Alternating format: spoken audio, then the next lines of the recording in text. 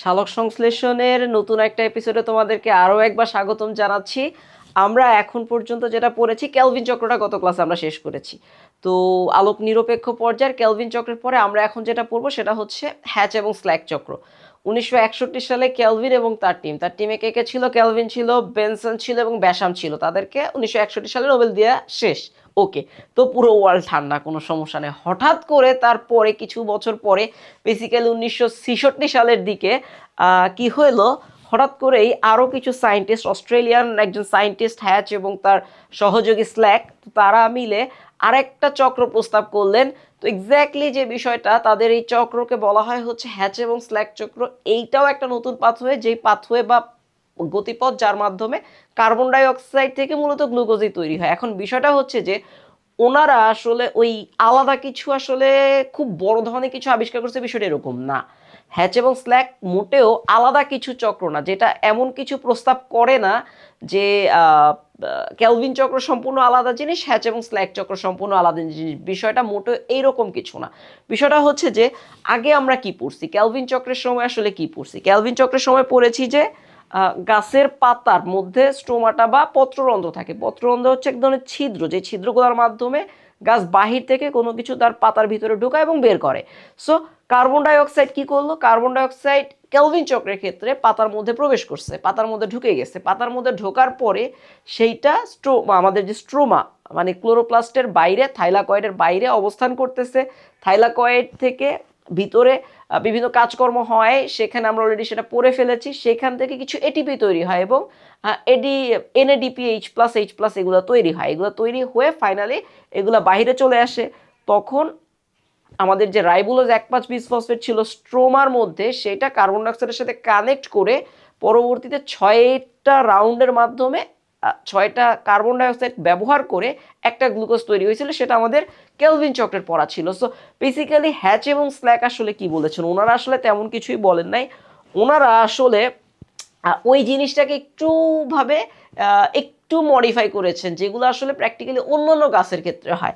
আমরা যদি একটু ছোট করে দেখি সেটা আসলে কেমন, সেটা হচ্ছে যে আমাদের আমরা এইটাকে যদি হচ্ছে আমাদের রিপ্রেজেন্টেশনটা ধরি, যে এইটা হচ্ছে আমাদের সেই ক্যালভিন সাইকেল বা C3 চক্র। এটা হচ্ছে আমাদের C3 সাইকেল। C3 সাইকেলের লাস্ট প্রোডাক্ট কি? C3 সাইকেলের আমরা জানি আমাদের লাস্ট প্রোডাক্টটাই হচ্ছে এই চক্র থেকে আমাদের এইখানে কি তৈরি হয়? এখানে গ্লুকোজ C6H12O6 এটা তৈরি হয়। তো এটা অলরেডি আমরা জেনে গেছি, এটা নিয়ে আমাদের আসলে খুব একটা সমস্যা নাই। আমাদের এই গ্লুকোজটা তৈরি হয়ে গেছে একদিক দিয়ে। তো এই চক্রের মধ্যে কে ঢুকে? কার্বন ডাইঅক্সাইডটা ঢুকে। এখন ওনারা যেটা বলছেন, আলটিমেটলি হ্যাচ এবং স্ল্যাক যেটা বলেছেন, এই জিনিসটাকে আরেকটু এনলার্জ করার চেষ্টা করেছেন, এইরকম একটা ফ্যাক্ট। তো ওনারা বলছে আগের বার কার্বন ডাই অক্সাইডের ক্ষেত্রে কি হইতো? কার্বন ডাই অক্সাইড গাছের পাতার স্ট্রোমাটার মধ্যে ঢুকে যাইতো। ওকে, তো ইউজুয়ালি কি হয়, কার্বন ডাই অক্সাইড যেহেতু আশেপাশে অনেক আছে, 100টা কার্বন ডাই অক্সাইড ঢোকার চেষ্টা করলে দেখা যায় যে 80টা ঢুকতে পারছে, বাকি 20টা ঢুকে বেরোয় গেছে। তো আলটিমেটলি দেখা যাইতো যে সালোক সংশ্লেষণ কম হয়েছে, কারণ সালোক সংশ্লেষণে কার্বন ডাই অক্সাইডের পরিমাণ যত বাড়বে, সালোক সংশ্লেষণ গ্লুকোজ তত বেশি উৎপন্ন হবে। সো বেসিক্যালি এই কার্বন ডাই অক্সাইড আমরা ধরে নিচ্ছি 20% লস হয়ে গেছে। বাকি যে 20% লস হয়ে গেছে, মানে 80% কাজ করছে কার্বন ডাই অক্সাইড, বাকি যে 20% লস হয়েছে, কিছু কিছু গাছ আছে তাদের প্রোডাকশন আরো বেশি বেশি পরিমাণে গ্লুকোজ তৈরি করে। তো ওনারা যেটা চিন্তা করলেন যে যারা বেশি পরিমাণে গ্লুকোজ তৈরি করে তাদেরই প্রোডাকশনটা বেশি, সেটা 80% থেকে 90%-এ চলে যায়। তারা কি কাজ করে? কার্বন ডাইঅক্সাইড ধরো যতগুলা ঢুকে গেছে, সো এইখানে তাদের একটা এক্সট্রা সিস্টেম আছে। এইখানে মূলত এইরকম দুইটা সিস্টেম আছে। সো বেসিক্যালি হচ্ছে যে এই যে দুইটা সিস্টেম, এই সিস্টেমের মাধ্যমে কি হয়, এই সিস্টেমের মধ্যে মূলত কার্বন ডাই অক্সাইডটা যখন ঢোকে,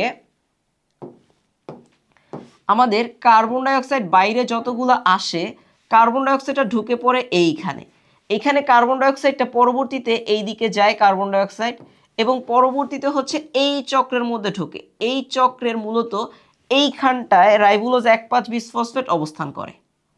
এই জায়গাটায় হচ্ছে রাইবোলোজ 1,5-বিসফসফেট অবস্থান করে।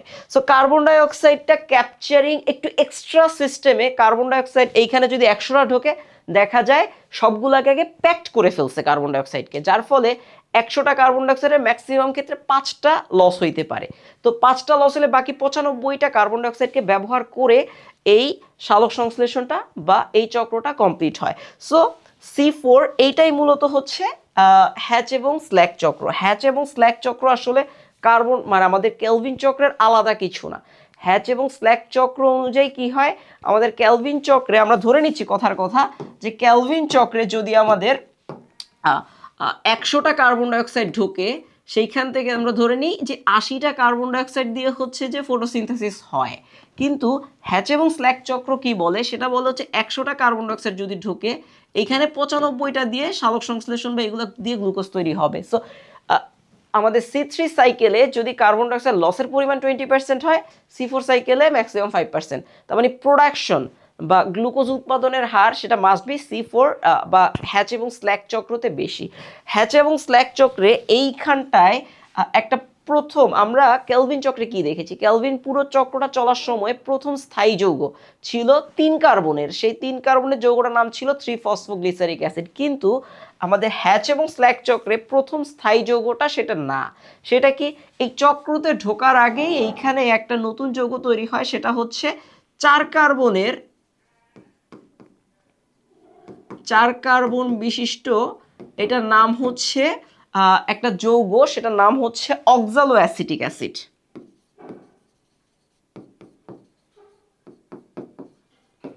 অক্সালো অ্যাসিটিক অ্যাসিড। সো এইটা হচ্ছে মূলত নাম। যেহেতু হ্যাচ এবং স্ল্যাক চক্র 4 কার্বনের প্রথম স্থায়ী যৌগ তৈরি হয় যার নাম অক্সালো অ্যাসিটিক অ্যাসিড, এই চক্রকে হ্যাচ এবং মূলত C4 সাইকেলও বলা হয়।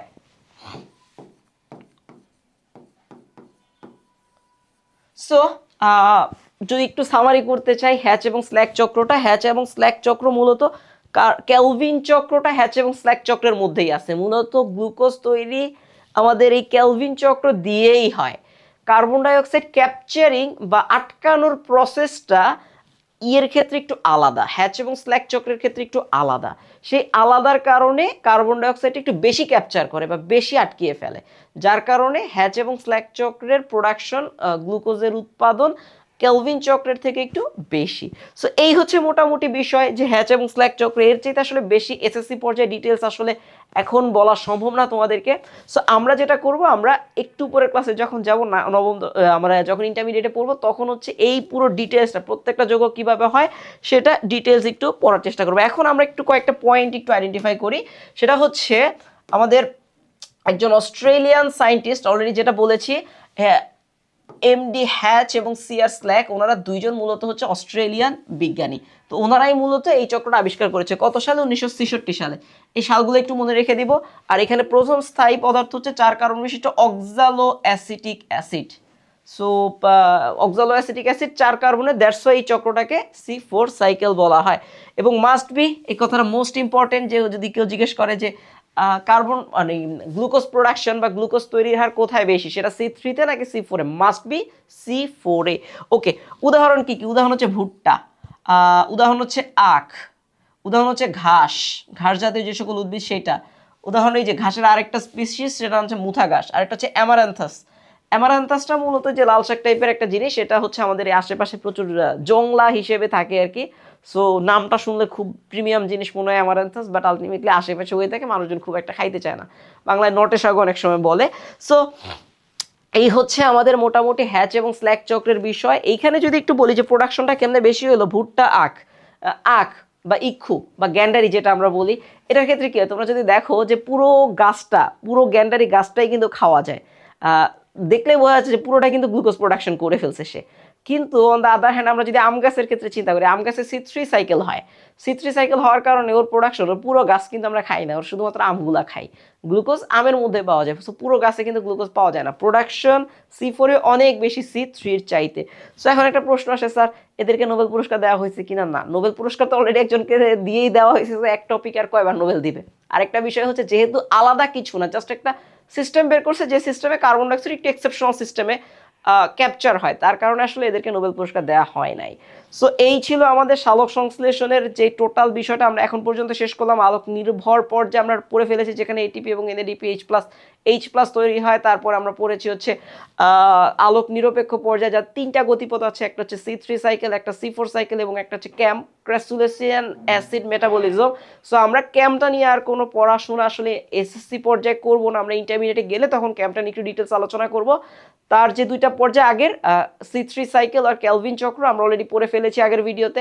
এই ভিডিওতে আমরা হ্যাচ এবং স্ল্যাক চক্র বা এটাকে অন্য নাম C4 সাইকেল বলা হয়, সো এটা অলরেডি শেষ করে ফেলেছি। সো সালোক সংশ্লেষণ নিয়ে আশা করি তোমাদের সকল ধরনের কনফিউশন দূর হয়ে গেছে। সো যারা এখন পর্যন্ত শুধু এই ভিডিও থেকে শুরু করতেছো, মাস্ট বি আমি এক্সপেক্ট করবো যে তোমরা প্রথমে আগে প্রথম থেকে সিরিয়ালে এপিসোডগুলো দেখে আসো, তাহলে তোমাদের সালোক সংশ্লেষণ নিয়ে কোনো কনফিউশন থাকবে না এবং পরীক্ষাতে প্রত্যেকটা এমসিকিউ আমরা খুব ভালোভাবে শেষ করতে পারবো। সো আমরা একটা এমসিকিউ সিরিজ আছে, এর পরবর্তীতে তোমাদেরকে সেই এমসিকিউ সিরিজটা দেখার জন্য আমন্ত্রণ জানাচ্ছি। ধন্যবাদ সকলকে।